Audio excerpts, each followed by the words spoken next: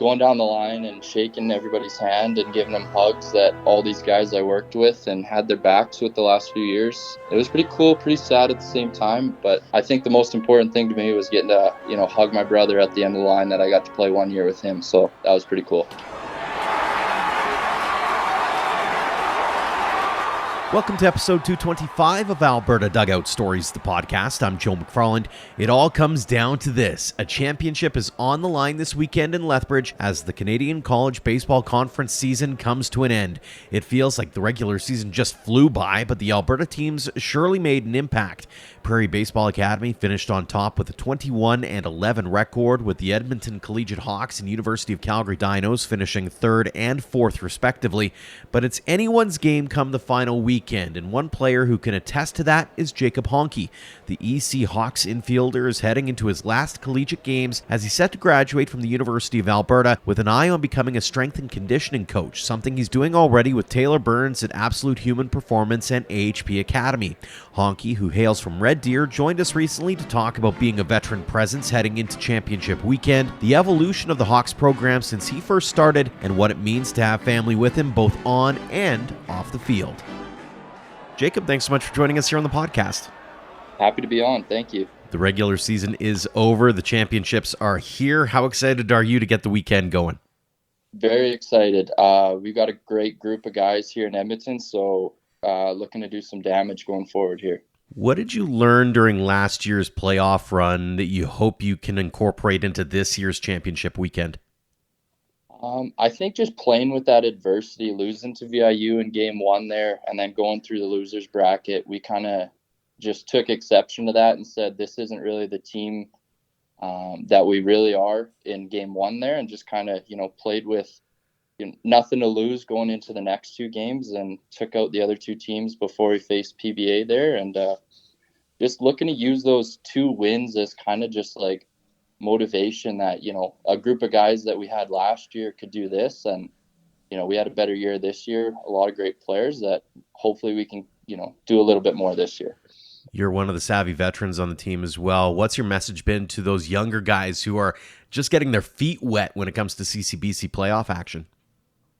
Just to expect that every team is in it to win it, and every single game is just one snapshot of it, that it's not really a marathon. We don't get a 4-game series to kind of just play it out, or a 7-game series, sorry, but that we got to from first pitch be ready to go, and that there is no time to dig yourself a hole and then dig out of it. So just be ready, that every team's going to throw their best at you, and we're going to be doing the same thing. So yeah, just be ready to go.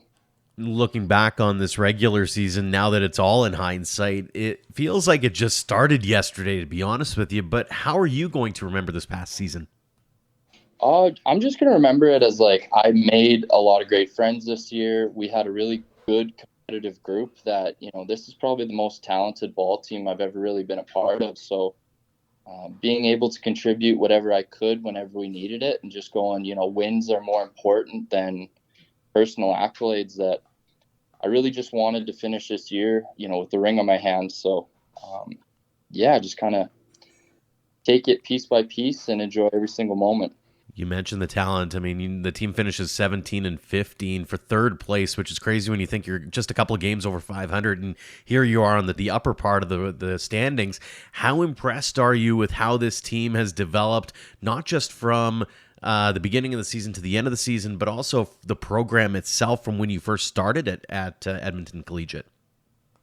Yeah, it's been a roller coaster this year for sure. Starting off a little slower at 2-6, and then pulling ahead to 17-15 there, like you said, at the finish. But just going from, all right, each game is over, and just building upon the next one and going, you know what, we have a chance to win every single ball game.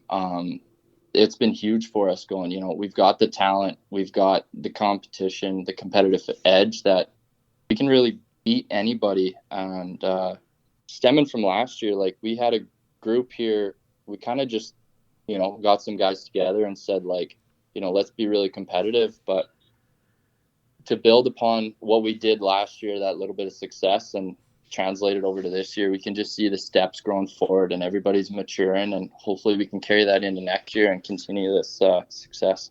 I've talked to a few players about this, especially coming out of COVID. How much of a challenge was it to kind of get back into what I've referred to as the cadence of a year? This, as you mentioned, it's not a marathon. It is kind of weirdly a sprint, and not a lot of guys are used to that. So now that you've had a couple of years under your belt, how much of that played into being able to kind of build upon the success of last year, but also have some more success this year?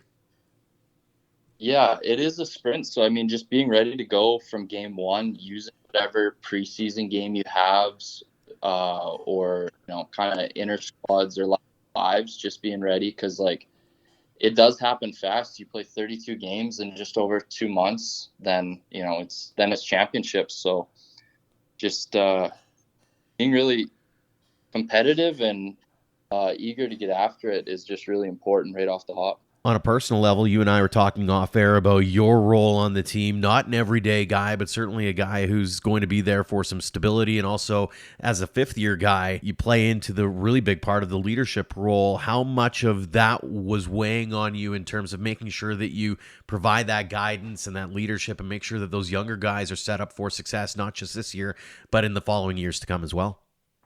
Yeah, so that was one of my big goals coming into this program, was to just end up being one of the leaders right from like my first year here, is just going, you know what, we've got to build a culture here, hold discipline, but also just being somebody that guys can talk to outside of the ball field with school and work and jobs and all that sort of stuff. And just being somebody that, like, I want to do things the right way. So if they can see that and go, oh, maybe he's doing it this way, then maybe that's how we do it here. And that was one of my big goals, is just going, I want to be competitive every day. I show up ready to go, go about things the right way, and just leave that with some of the younger guys, so that after I'm gone this year, then they can carry that into next year going, we work hard every day. We don't move our feet in the box. We're going to be gritty, grind out at bats, look for dirt ball reads and all that sort of stuff. Is just develop a culture and leave it behind, and leave it with those young kids who I'm sure are going to do a great job with this program going forward.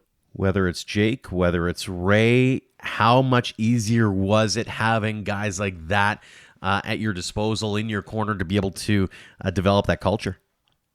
Oh, it was huge. I mean, Jake from day one said that, like, building a culture here is his number one goal last year. So working with him, as well as the leadership group on the team, some of the older guys who were around with that ECBC group way before the ECH, we just said, this is how we used to do it, and then blend that with how Jake and Ray want to do it this year, going, we will be gritty, we will work hard, and show our best and be competitive every single pitch. So working with those guys, they set a very clear standard, and I think it was pretty easy to work with them going forward as our leadership group, going, these are the rules and these are how we're going to do things, and it was very clear. How much of it as well is sort of looking at the other veteran teams around the league? I look at PBA specifically, but even Okanagan and some of the other successful programs around the league.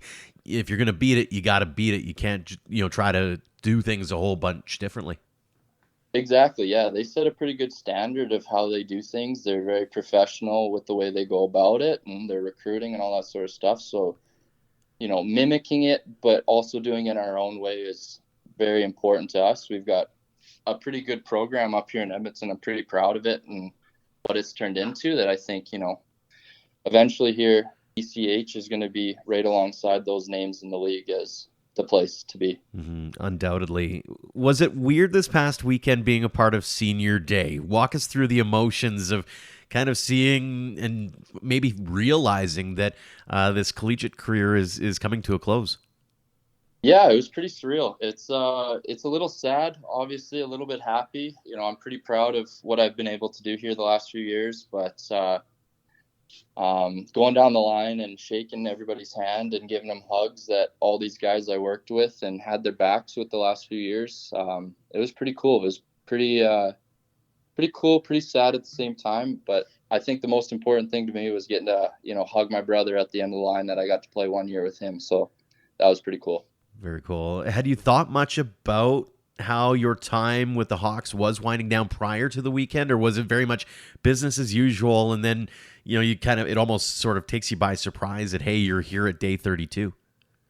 Yeah, exactly. It did. It caught me by surprise. I didn't think I'd be that emotional coming to the clubhouse that last day there. It was business as usual. It was, we need 2 points every single day, and we need these wins. We need to score runs. So that was the only thing on my mind. And then when my family got there and it was seniors day, it took a little longer to get off the field that day for sure.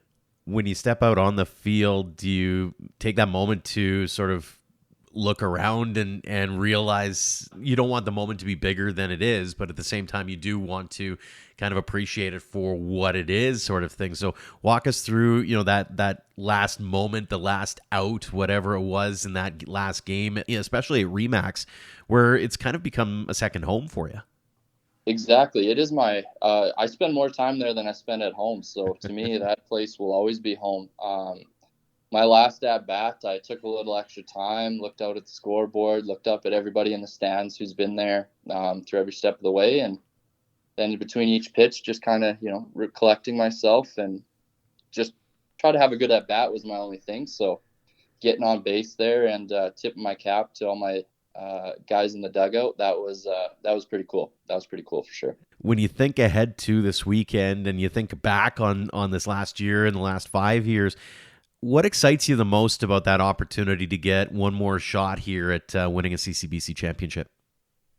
Yeah, coming into my career here at Edmonton, that's the big goal. That was always the big goal, was let's get a ring. So, I mean, this weekend it's going to be guns a-blazing. I think energy is going to be high. Everybody's going to be excited, but reminding everybody that, we got to stay calm, stay collected, and hustle but not hurry is going to be huge for us here. That just take it pitch by pitch, and baseball will be baseball, and let's just do what we can because we've got the group to do it. Let's get into your baseball past a little bit here. You're a product of Red Deer. How did you get into the game in the first place? My parents put me in the game in the first place. I played t-ball and then whatever you call it with the pitching machine. I'm not sure what level that was. And then I stepped away for a little bit. I ended up golfing for about 8 summers there, and I decided to get back into baseball with some of my hockey buddies when I was about 15. And we just put together a rec league team, and I thought, hey, this is fun. This is something I can fall in love with and do every single day. So kept doing that. And then when I quit hockey in grade 11, baseball was, at that point, it was everything to me. So just kept going from there, kept making teams, and played through Red Deer, played an overage year with the midget trip team in Red Deer again. And we had a super successful group that year. And that just solidified it and said, this is how I'm going to spend my time. So you've played golf, you've played hockey, you played baseball. Were there any other sports that you played along the line? Those were the big 3. I would play, just out on the street with my friends, some basketball and some football and whatever, but those were the big 3 throughout my life. Yeah. On the baseball side of things, did you have a favorite team or player that you were following growing up? Growing up, I was always a Blue Jays fan. They were near and dear to my heart, but I think everybody's favorite kid or favorite player who was a kid when I was a kid was probably Jose Bautista. The way that guy did things with the Blue Jays there was pretty special. And then more recently, Kevin Pillar. Very cool. Did you ever dream yourself of maybe doing the bat flip similar to Joey Bats? I did, yeah, but I would need to do a few more push-ups to be able to do something like that. Fair enough. When did you realize that you might be able to chase this baseball dream a little bit and take it to the collegiate level versus, just playing a game that you're having fun and loving it and that kind of thing? I think it was probably my grade 12 year playing U18 triple in Red Deer, where I just kind of saw some other guys going off to college, and I said, hey, I kind of want to do that too. Before that, I didn't really realize that college baseball was that big of a thing. And then growing up, you hear about U of C and PBA and whatever. I was like, man, let's, entertain those. But it was school in Edmonton was always a goal of mine to go to the U of A. So when I found out that ECBC was a program, that was just Red Dead, that was my target. I got to get there, and let's go ahead with that. You mentioned going to the U of A. Talk about the trials and tribulations of being a student athlete, because it's definitely a balancing act when it comes to making sure that you got the studies taken care of, but you're also taking care of what's got to go on in the field. For sure, yeah. Being a student foremost is, well, they say it is student athlete, so student comes first sometimes. And for me, just getting good marks and being sure I was prepared in the classroom goes hand in hand with how I was prepared on the field. So spending that extra time stretching or taking BP or throwing or doing whatever at the field, I just translated that into my schoolwork going, I got to do the same things to be successful in the classroom that I do on the baseball field to be successful. But yeah, it is a balance for sure. You're going to have some late nights, you're going to have some early mornings, but it is all worth it at the end of the day when you get to play baseball with your friends. That's for sure. Not just that, but you've got a part-time gig on the side that we'll get into in a minute here. Wanted to touch base back on the student piece. You are graduating this year. What are you graduating with? And talk us through sort of your thought process as you hit the quote-unquote real world. So I'll be graduating with a bachelor's degree in kinesiology. I majored in sports performance. So goal there is to become a strength and conditioning coach. I'll be going through the certification process this summer once ball wraps up here, and then just getting into that, giving back to all those people who trained me and developed me into who I was. I figured, man, I could probably do the same thing, and I think I have some, ability to share with kids what made me successful to hopefully develop them and honestly just give back to the game. I think, working with kids, working with that next generation of ball players, they can do anything they really set their mind to, and I'm just there to help them out along the way. So if I can give back to them, then I'll be very happy with that. What got you thinking about that in the first place? Was it your work, and here's the connector here, and the fact that you're working over at AHP with Taylor Burns and Company? Was it your work with them, or how is it that you found yourself looking towards that line of work? I think it was working with them. So my first 2 years with ECBC, we did our training with AHP and Taylor Burns, since Connor Burns was our assistant coach at the time. So doing our off-season training there and our lifts and whatever, I saw that, we can really make some strides here. And I turned myself into a little bit better shape, and I could see my teammates doing the same. And I figured, well, if we're doing this now in college, then, maybe I can help some kids earlier on so that they don't make not the same mistakes I did, but, be a step ahead of the curve so that they can really be prepared when they go down south or here in the CC. Because honestly, the CC now is it's a great option for players to stay home and to really play some high level ball. There's some very talented players around the league. So working with them and seeing what they could do and what they did for me, I figured I could probably do that for some other people too along the way. You mentioned the home piece. What's it been like for you being able to play at a park that's, a couple of hours down the road from Red Deer? It's got the history that Remax has, and you get to have family and friends really nearby and that kind of thing. Oh, it's huge. It's incredible. I live just downtown Edmonton here, so to be able to walk down to the field or bike down to the field is pretty surreal. But to know that all the history surrounding that stadium, all the guys who played there, you can't help but feel, I'm a part of the story now. So that's been really cool. But being close to home and having, my parents, my brother and sister at the time watching the game it's very cool. It's very cool for sure. Mm-hmm. Looking back on your young career to this point, any favorite memories or moments on the field where you kind of found yourself awestruck or, I can't believe I'm getting to have this opportunity? I think the first game I ever played, that was pretty cool, putting on that jersey for the first time, collecting my first hit, which was probably my only career triple.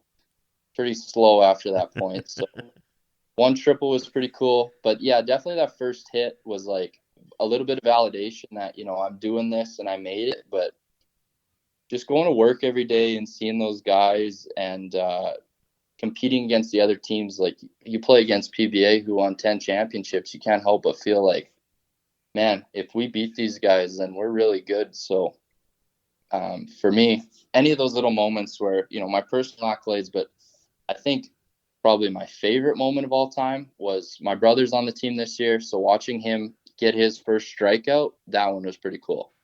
Conversely, what have been some of the biggest obstacles or challenges that you've had to overcome over your career?